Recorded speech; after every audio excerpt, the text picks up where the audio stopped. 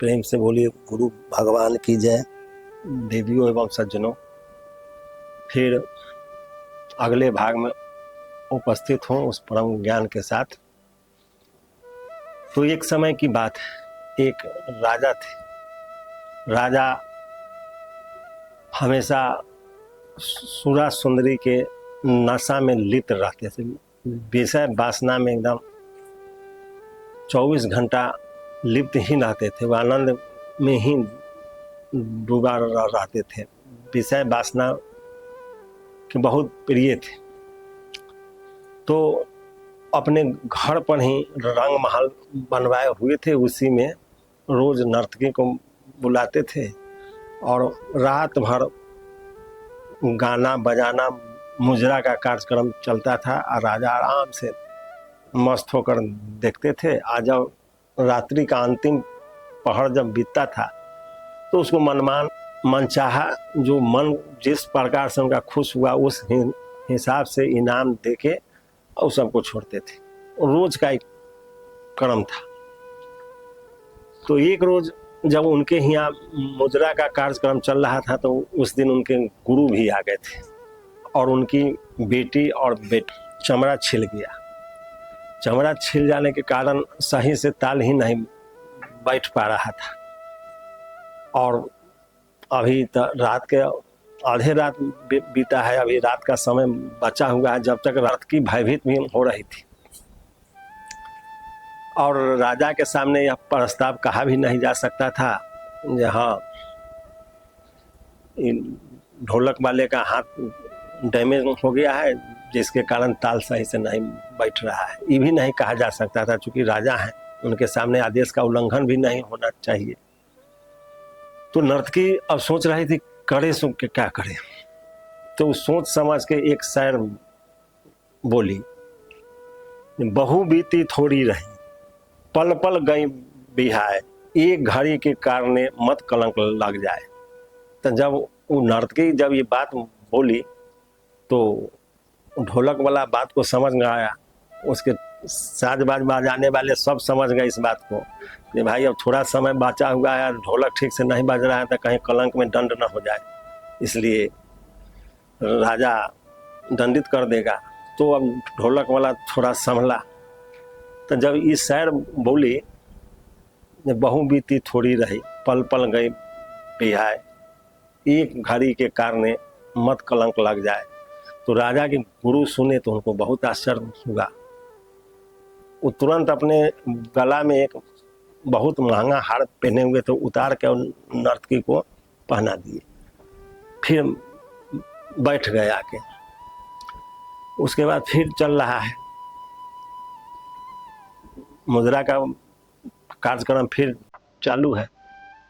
तो फिर थोड़ा ढोलक वाला था थोड़ा सा गड़बड़ाया, फिर उस शायर बोली, बहु बीती थोड़ी रही पल पल गई बिहाय, एक घड़ी के कारण मत कलंक लग जाए। तो फिर ढोलक वाला थोड़ा संभला, लेकिन अब इस बार का शायर सुनकर जो राजा के बेटी थी वो अपना नौलखा हार उतारी और जाके नर्तकी को पहना दी। फिर मुद्रा चलने लगा, चल रहा है। फिर जब थोड़ा ढोलक वाला जब ताल मात्रा गड़बड़ाता था तो वो जो नर्तकी थी वो ढोलक वाले के लिए यह शायर कहती थी बार बार, बहु बीती थोड़ी रही पल पल गई बिहाय, एक घड़ी के कारण मत कलंक लग जाए। तो उस बार राजा का बेटा उठा और अपना बहुत महंगा हीरा का अंगूठी था उतार के उसको पहना दी। उसके बाद फिर मुद्रा आगे चल रहा है। जब चौथा बार जब नर्तकी की बात फिर बोली, जब देखा जब फिर ढोलक बजाने वाला थोड़ा गड़बड़ा रहा है, फिर शायर बोली, बहु बीती थोड़ी रही पल पल गई बिहाय, एक घड़ी के कारण मत कलंक लग जाए। तो राजा उठा और कहा, नाच बंद करो और तुम लोग यहाँ से भागो, अब तुम पूरा राज्य ही लेना चाह रही है, भागो यहाँ से। उसको राजा भगा दिया, मुजरा बंद हो गया। जब मुजरा बंद हो गया तो राजा आश्चर्य में पड़ गए, बहुत उनको चिंता होने लगा कि आखिर इस नर्तकी ने पूर्ण बात कह दिया जो हमारे गुरु अपने बेशकीमती हार उसको पहना दिए, हमारी बेटी नौलखा हार उसके गला में डाल दिया, हमारा बेटा उतना बहुमूल्य हीरा का अंगूठी था सो उसको पहना दिया। आखिर जीवन भर हम इसका नाच देखते रहे लेकिन हमको कुछ समझ में नहीं आया कि सर आखिर समझा क्या। तो राजा अपने गुरु से पूछे, गुरु महाराज उस नर्तकी के शहर में ऐसा कौन सा बात छिपा हुआ था ये आपने अपने गले का बहुमूल्य हार उसके गले में डाल दिया। गुरु महाराज बोले जो नर्तकी नहीं गुरु है, वो हमारी गुरु है, इसलिए वो गुरु दक्षिणा में हम उसको अपना हार पहना दिए, इसलिए कि उसका जो शायर जो था जो बहु बीती थोड़ी रही, पल पल गई बिहाय, एक घड़ी के कारण मत कलंक लग जाए। तो जीवन भर हमने तप तपस्या करते रहा, सब दिन भगवान के भजन चिंतन में रहा, समय बीतता जा रहा है और अंत समय में हम आगे मुजरा सुन रहे हैं। तो कहीं इस मुजरा सुनने के दौरान यदि मर गए तब तो हमको घोर नरक का वास हो जाएगा। इसलिए उसका शब्द जो है हमको दिल पर एकदम लगा और हमारी सारी जो पर्दा जो पड़ा हुआ था वो सब खुल गया और ज्ञान को हम प्राप्त कर गए। इसलिए हम अपने उसको गुरु मान के अपना बहुमूल्य हार उसके गला में डाल दिया। ये हार का कोई महत्व नहीं है, वो हमको जीवन भर के लिए सचेत कर दिया, ना तो हम बहुत बड़ा धोखा में पड़ रहे थे। तब राजा समझा अच्छा ठीक है आप तो ये चीज़ समझे। फिर बेटी को बुलाई और पूछी जो नर्तकी के शहर में कौन सा ऐसा शब्द तुमको समझ में आया, कौन ज्ञान छिपा हुआ था जो तुम अपना नौलखा हार उसको पहना दी।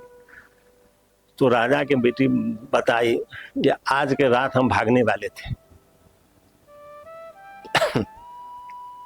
आज के रात हम भागने वाले थे एक लड़का के साथ, यदि हम घर छोड़ के भाग जाते तो आपका सारा सान माटी में मिल जाता। आप कितना हूँ, आपका नाम है, शोहरत है, धन है, इज्जत है, प्रतिष्ठा है, सदा सदा के लिए मिट्टी में पलीद हो जाता और आप कहीं सर उठाने लायक नहीं रहते। और आज हमको जाने का जो था प्रोग्राम निश्चित था कि आज हमको सुबह में भाग जाना है। लड़का सब सेट था, केवल भागना था। लेकिन जब नर्तकी जो शायर बोली बहु बीती थोड़ी रही, पल पल गई बिहाय, एक घड़ी के कारण मत कलंक लग जाए,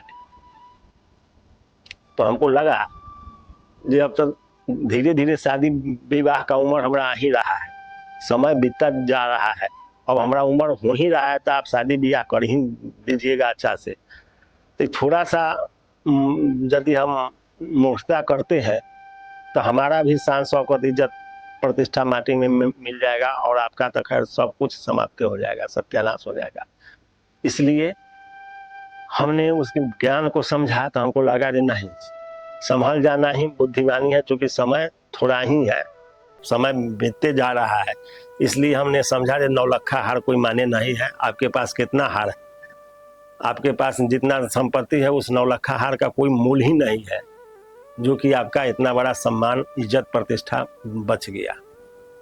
तब राजा सोचा कि बात तो सही है।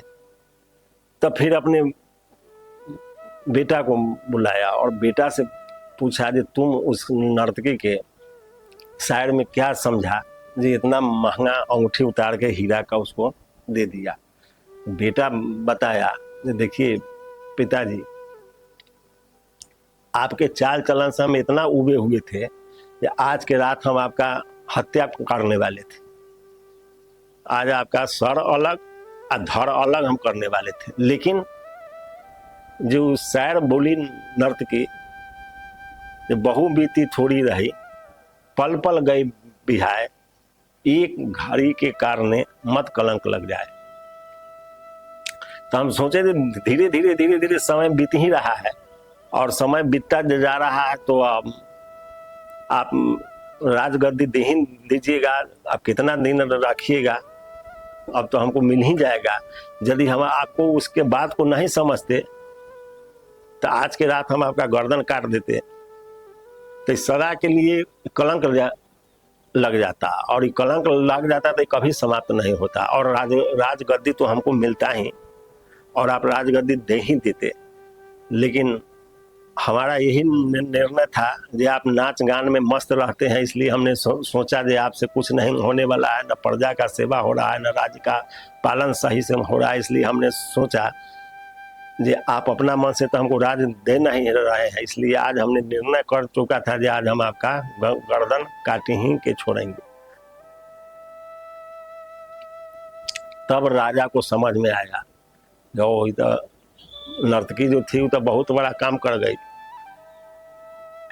तो राजा जो है अपना तुरंत बेटा के राजगद्दी पर बैठाए, उसको राज तिलक करके बेटी की शादी कर दी अच्छा घर में, किसी राज घराना में अच्छा से, और अपने गुरु के साथ जंगल में चले गए। तो शब्द को समझने का तरीका होना चाहिए। तो जीवन में इसी तरह से हर प्राणी के साथ घटना घट रहा है, बहु बीती थोड़ी रही। सबके जीवन धीरे धीरे बीतता जा रहा है और थोड़ा बचा हुआ है, वो भी पल पल गई बिहाय, धीरे धीरे जा रहा है। एक घड़ी के कारण मत कलंक लग जाए। अब एक घड़ी के कारण मनुष्य अपना सर्वस्व नाश कर लेता है। इसलिए धैर्य पूर्वक, बुद्धि पूर्वक, विचार पूर्वक, सोच समझकर आगे बढ़ना चाहिए। बिना विचारे जो करे सो पाछे पछताए, काम बिगाड़े अपना जग में होता साय। तो कोई भी काम सोच समझ के करना चाहिए, नहीं तो फिर अफसोस पछतावा के सिवा कुछ शेष नहीं बचता है। इसलिए हर समय चलते फिरते, उठते बैठते, खाते पीते राम कह चलो, राम कह चलो, राम कह चलो भाई रे, आ नहीं तो भाव बिगाड़ में पड़िए, छूटत अति कठिनाई रे। इसलिए प्रभु का भजन चिंतन मनन करते रहिए, कल्याण निश्चित होगा। दूसरा कल्याण का कोई उपाय है ही नहीं, यदि होता तो महापुरुष लोग जरूर बताते। इसलिए मन वचन कर्म छाड़ी चतुराई, भजत कृपा करहि रघुराई। जब मन वचन कर्म से चतुराई छोड़ के उस प्रभु का भजन चिंतन करिएगा तो वो आप पर कृपा अवश्य कर देंगे, इसमें कोई संदेह नहीं है। फिर अगले भाग में जय गुरुदेव।